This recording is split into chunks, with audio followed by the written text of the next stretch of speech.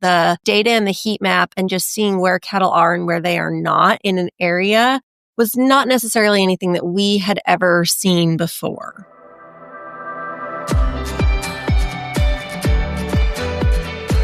Welcome to Leaders of the West, a podcast for innovators and changemakers.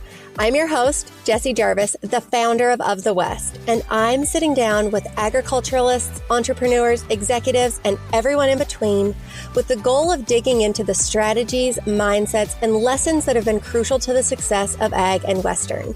Whether you're carrying on the next generation of your family's operation, starting something from scratch, or determined to climb up the leadership ladder, we're going to inspire you to continue to dream big, growing not just you, but the future of agriculture and Western as a whole. Let's go.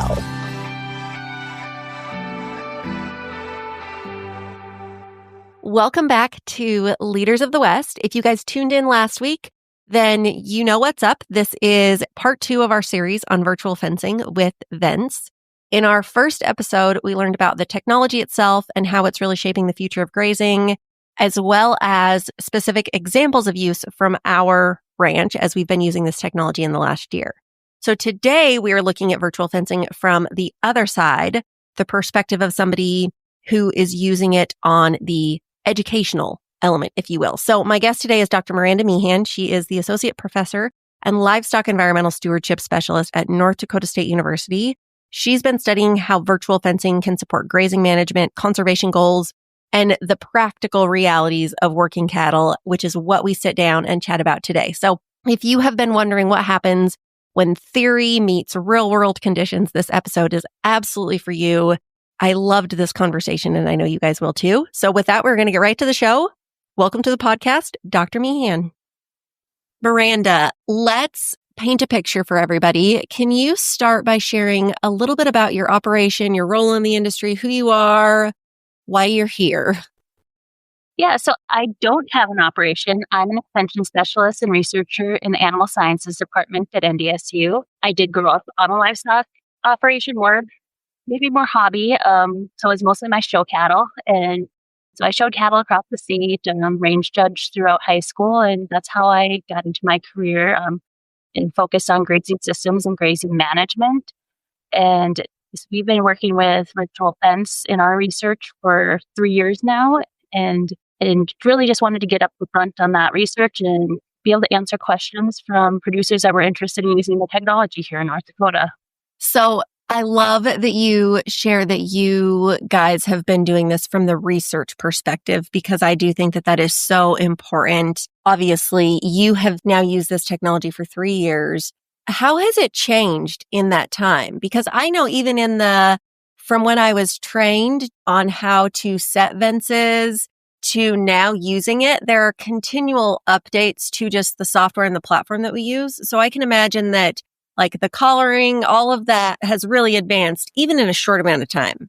Definitely. First collaring, the contraption. So there used to be a cargo tag to put those collars on, which was clunky, especially when it came to taking those collars off. So the locking carabiner, great transition, much more effective, quicker for the collaring process, and collars stay on better. Battery life has improved, and that housing, we do still see water damage in the housing, but that less of that as we've moved forward. Platform has changed a lot. Vence has been great about taking our feedback and making adaptations to make that platform more user-friendly. I think the other change is the number of companies available and options available to those interested in using virtual fence. And so I think that's a great improvement too. So 3 years ago, you guys started using this, but what led to this decision? Obviously, when it comes to the college, university level and research, you guys are always thinking very forward thinking of where is our industry headed? What should we be learning now so that we can provide that foundation of research? Because if we don't do it, likely nobody else will. But what led you guys to start exploring virtual fencing, and then why Vence specifically? I think the potential, and I really thought about it, how can this benefit the producers here in North Dakota that are grazing? One of the big pieces I think we'll talk about later is the use in annual forage or crop residue grazing here, because to graze those more effectively and reduce waste in those systems, we're not going through that labor of putting up a fence that ends to strip graze that you're moving and have to take down at the end of the grazing period. And just being able to answer questions as producers want to get into this technology, as my role in Extension is to be able to vet products and share that information with our producers across the state so that they can make decisions that help them be more effective in their management. Vence specifically, honestly, we didn't have any other option. At the time, Vence was the only product on the market. And I think one thing that is great, especially in the research sense, is the pricing system and the lease system with how our funding mechanisms work. That works really well for us. But that is why we ended up where we are. So definitely not advocating for a certain product. I think they all have a similar capacity and potential. As a producer, you need to do that research, talk to individuals who use those products, look into the pros and cons, what ones have the best coverage for your area, what option works for the livestock that you're grazing. So you guys have obviously used this, as you mentioned, for much more of the change in grazing, whereas for us specifically, like our ranching operation, the only reason that we used this is because we experienced a couple of fires. Otherwise, we were going to lose out on being able to graze the unburned area of those allotments. That is much different than the use case for coming in, crop cover, any kind of rotational grazing. Can you walk us through that setup? Obviously, we kind of know what you're trying to accomplish with that, but let's dig into that a little bit further. We're using two different systems. In rangeland, we are using it to not rotationally graze necessarily. We're calling it patch grazing system. That is to create heterogeneity in that habitat. And so we're creating different structure and vegetation and with the goal of also promoting diversity to enhance breeding bird habitat as well as pollinator habitat, while still maintaining the productivity on our livestock operation side of things. And so what we do there is we're using the virtual fence then to manage those grazing animals by keeping them in a quarter first, then half of the pasture, then 3/4 of the pasture, and leaving a quarter on graze. And that creates a mosaic of heavy, full, and moderate use and creating that different structure across that landscape. Our research from that and other is we find that we can still maintain and even enhance forage production and livestock production while also benefiting our grassland obligate bird populations and monarch populations. Okay. See, it's a much more holistic approach to obviously how vital and important grazing is, but how it then impacts everything else around it, which is so, so important, especially on the research front. Yeah. On the annual forages side, it's really enhancing the use of those annual forages and reducing waste, but also can we influence the stock density and nutrient distribution across those fields? And so we're looking at that soil health piece of it as well as that grazing and number of grazing days. And this last year alone, we've seen 12 more days of grazing when we strip graze versus non-strip grazing. Same efficacy across using the virtual fence, a standard polywire fence that we're moving, and a fence with a timer. So there was a gate with a timer that we tested. That one took a little more for the livestock to actually learn in terms of behavior, finding that gate opening and moving through to the next section of the grazing area. They all effectively managed the use and increased the number of grazing days. That makes a lot of sense. So I would be curious, and maybe you don't necessarily have the data on this, but as far as the cost and time associated with Vence, as far as obviously the collar cost, the base station cost, and then the time it takes to create the Vence and that process versus the physical cost of polywire fence and then the manual labor in having to move that. And then how often are you guys changing that rotational strip grazing? How often are you changing those fences when you are using that polywire method? Yeah, so we are collecting that data. We have not analyzed it in terms of the economics of the system. We're only in year one of that project, and it's a 3-year project. So that will be coming, but we haven't dug into it yet. In terms of time, I don't know if it ends up washing out or not. We'll see. Especially, I think the cost piece is the big question we're getting. And I think it just is going to come down to the size of the paddocks that you're fencing and when you're comparing it to the investment in virtual fence, as well as the number of animals you're grazing. In terms of how often we're moving, it really depends on the forage production in that field. This year we moved on a weekly basis based off the forage production and the number of animals we had available to graze. So what have been some of the most interesting things that you have seen through the use of virtual fence? I think the biggest take home is that we were able to accomplish our grazing management goals. And so for me, even if we have a few escapes here and there, we're still accomplishing those grazing management goals. I think people get really hung up that we had escapes, but we also had escapes in our polywire on the one. And anybody with cows and a 5 barbed wire fence knows that you still have cows get out, right? Exactly. So I think that very interesting is just looking at that data then and seeing like it was the same animal getting out over and over. So in one of our treatment locations, it was one animal and it was the same one every time. And so I think reframing as we move forward with this technology and using that information as culling criteria is really important if you're going to keep using it, because there is still that going to be that behavior piece of the animals following those other animals in herding behavior.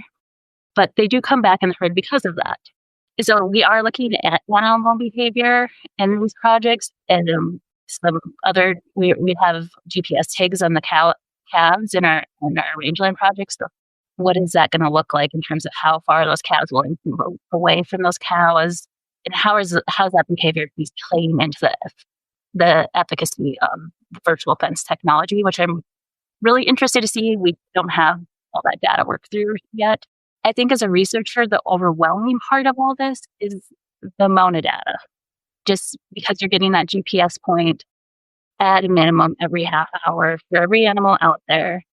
We have 400 head that are collared this year across our different projects. The one project, they're grazing from June to mid-October. The other one, it's a little shorter. It's about a 60-day window. But that's a lot of data for us to work through and interpret. Right. And you guys see that because you are using this technology for the purpose of capturing the data and then analyzing it. But that is not necessarily a consideration that everybody who is utilizing the technology has to think about. I think that's an important, for somebody who is listening. If you are somebody who you need and want all of the data on your animals, you are going to have some data and then some. But if that is not the purpose of utilizing it, then you don't have to worry about being overwhelmed by it. No, and most people won't have access to that.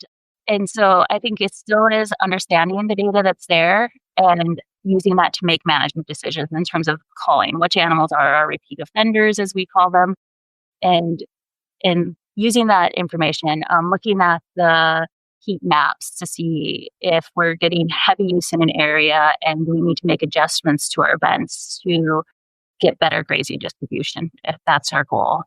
I think that was actually one of the most interesting things from our lens too, are those heat maps, because you really can see where are the bulk of cattle, where are they not. For us specifically using this on public lands, there's only so much that we can do with that, right? But if it was something where we were using this on our own deeded acres, then it would be really interesting, because is there an area of this field or of this pasture that is not being utilized? And yes, of course, we can see that. If you walk out there, you can absolutely see where is a field being grazed and where is it not. But it definitely takes the guessing out of that, and it gives you confirmation, if you will, to then make decisions like, man, should we move a pipeline over here and establish a water tank so that we can get a better expansion of grazing in this area? Or are there areas that maybe we should fence off, like, which again, we're not going to fence it because you're using virtual fence. You can still obviously rotationally graze, but you get what I'm saying as far as the data and the heat map and just seeing where cattle are and where they are not in an area was not necessarily anything that we had ever seen before. Yeah, it's really powerful. Even though you're going out and you're looking at that pasture and seeing that those use patterns, to see it in that way and being able to maybe make a quick adjustment. And I think that's the really cool part about this tool is that you can make very quick adjustments to your fences if they're not working where they're at or your animals aren't responding to them the way you thought that they would.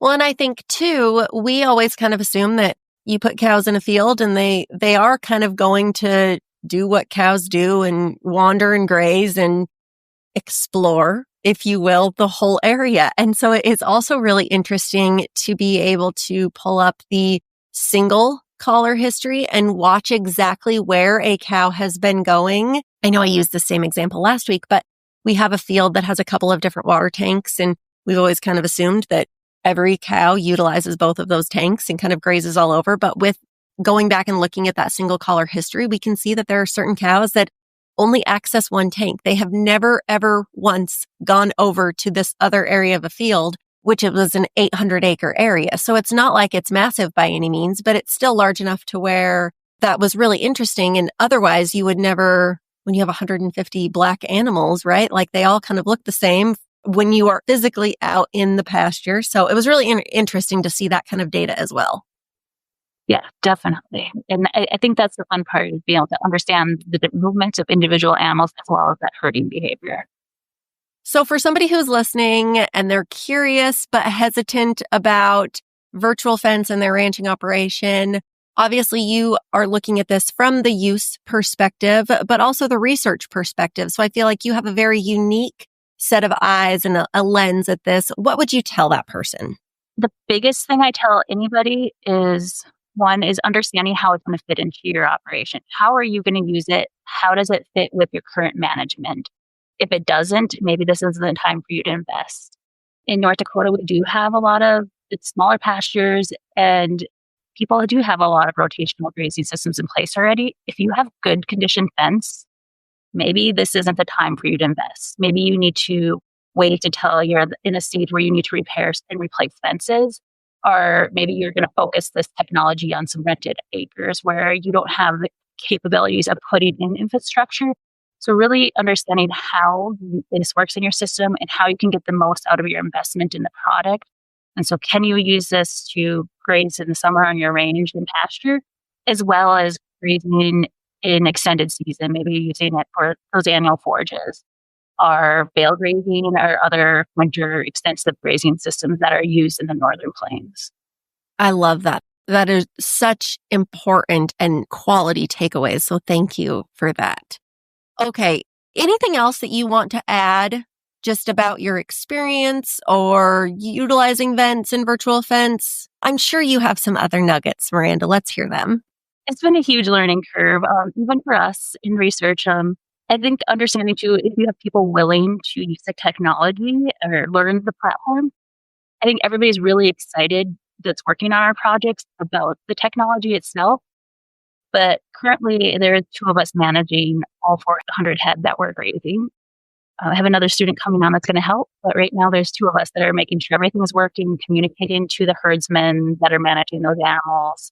And so I think that communication is important and making sure that the herdsmen, people that aren't using the technology firsthand or using the platforms, understand the limitations of the technology. Because I was getting texts the first year every time an animal was not where they thought it should be. And that's part of what we're testing, right? There's the efficacy and how often do those animals get out versus staying where they're supposed to be. Learning how to use movement fences. We've been playing with those a lot more this year, and they've been effective some of the time. And so that's been fun to understand that and a challenge. What I really think is interesting too is the behavior piece. So this year we have our first group of heifers. We've always had cow-calf pairs for the most part that we're using on our projects. And so it's been interesting to see the differences of efficacy or potential trends there in terms of heifers obeying better because they don't have those calves that are going outside of the grazing area and that social pull to follow those calves. And I know there's been some other research that's alluded to that, but there's no replicated research on that yet. So I think that's an interesting piece to look at as well. Challenge that we've had, and I think every producer has had, is water. Water is always limiting. And so we did adjust and add waters in the pastures we're grazing in so that we could center better around the system that we're trying to implement, as well as we have water pulling them out of where they're supposed to be too, in terms of we have lots of wetlands in the prairie pothole region where we're grazing at some of our locations. And so when it's hot, it's really hard to keep those animals from wanting to go out and hang out in those wetlands, which has then impacted collars in terms of having water get into the battery housing. So that's been another challenge that we had. That all sounds so interesting. And I know that you guys really do take a lot of care and consideration into all of the research that you guys do. And you really are making such a difference for ranchers everywhere by hosting projects like these to explore virtual fencing, because it is, I mean, for our operation, it really has been like, this sounds like an exaggeration, but it really has been life-changing, right? Because otherwise, what would we have done with that 150 head of animals? Would we have had to go somewhere else with them, which would have cost us time driving to and from where they are? They're not really in our typical realm of where we're working. Would we have to sell them? I mean, the management decisions that this has alleviated for us in that way just has been wonderful. And I know that it has done the same for the hundreds of other ranchers that are using Vence on their operations. So before we let you go, though, we do have to do a rapid fire round. What do you hope people remember most about you, Dr. Meehan? I think I really want to have a positive impact with my work and help people grow, whether that's my students I get to work with or the farmers and ranchers I get to work with. What is a non-negotiable in your life? At the stage of life we're in, it is family time. I'm very protective of family time. I have twin boys that are 7 right now. And so trying to get the most time with them that I can. Oh, let's talk about 7-year-old boys real quick. I know this is not the topic of the show, but I can relate to that because our son, our oldest, he is 7 and he's been home this summer. And normally he and I are the best buds. Like, we have the greatest time together. And I feel like every phase that we have been through has always been like an up level of a phase. But a friend told me this a couple of years ago. She said, from the time that a child is 7 to 8, especially in her sons, she's really noticed that that's when they go from being a little boy to a big boy. And I feel like I have totally seen that with my son he's just a little bit more inquisitive and he thinks he can kind of do things on his own and a lot more independent. And again, they're all great qualities, but it's been a little frustrating. How do you parent your boys?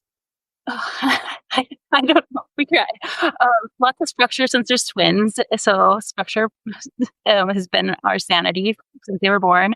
But also being clear on expectations. So they have chores. And so that's a great part about independence is I don't fold and put away their laundry anymore.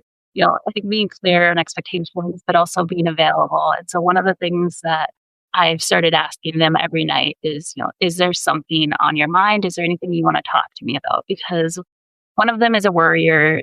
He won't tell me what he's worried about. And so having that question at the end of the day when he's alone with me and doesn't have his brother for competition has been really helpful. Oh, that is a gold nugget of advice. See, this is why that has nothing to do with virtual fencing, but what a powerful idea of just sitting down one-on-one at night and always having that consistency. So then, especially if they know that there's something that happened in the day that, like, I don't know how to talk about this, or I don't know that I want to right now, they know that opportunity is consistent and it is going to come. Yeah. I'm going to have to incorporate that. Parenting is all about consistency at our house.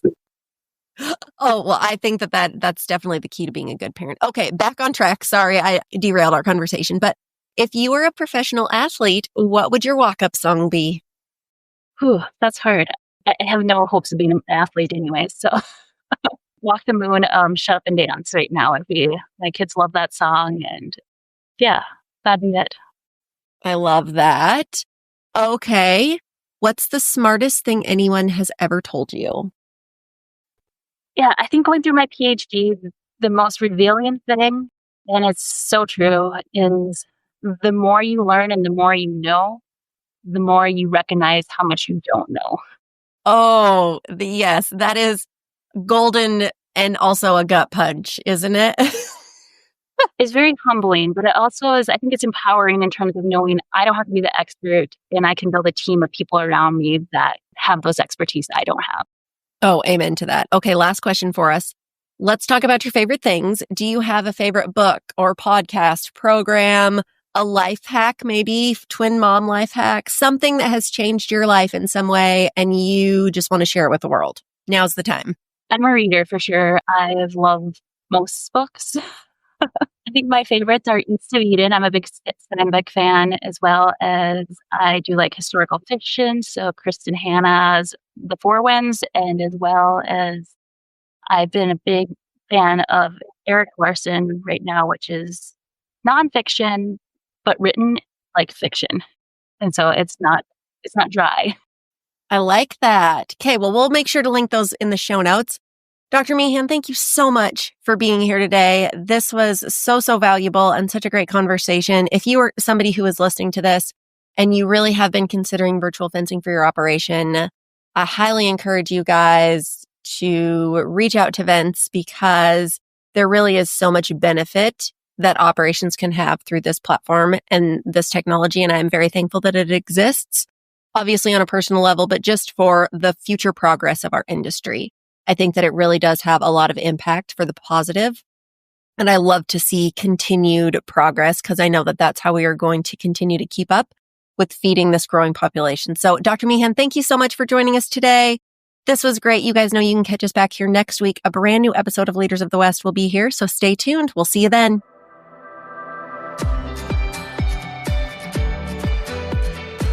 If you loved this episode, do us a favor and share it with someone else who might find just as much value in it as you did.